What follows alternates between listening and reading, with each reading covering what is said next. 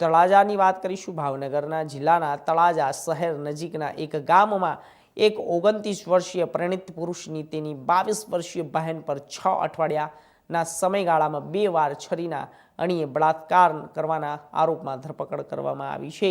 બીજી વખત ગુનો આચર્યા બાદ પીડિતાએ હિંસાનો સામનો કરતી મહિલાએ 181 હેલ્પલાઇન પર ફોન કર્યો. બુધવારે તેણીને તળાજા પોલીસ સ્ટેશન લઈ જવામાં આવી અને તેના ભાઈ વિરુદ્ધ એફઆઈઆર નોંધાવી.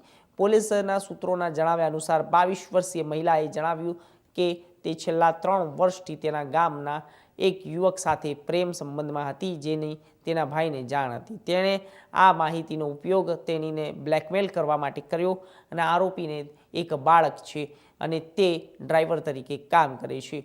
તો 13 જુલાઈએ 22 ઓગસ્ટના રોજ જ્યારે તે ઘરે એકલી હતી ત્યારે તેના ભાઈએ છરી બતાવીને તેના પર બળાત્કાર ગુજાર્યો હતો.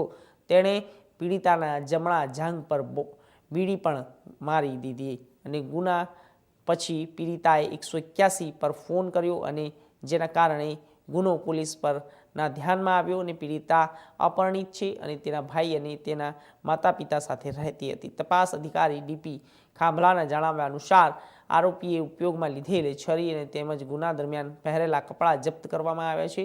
પીડિતાના અને આરોપીનું બંનેનું તબીબ પરીક્ષણ કરવામાં આવ્યું છે અને પોલીસને નિવેદનો નોંધ્યા છે.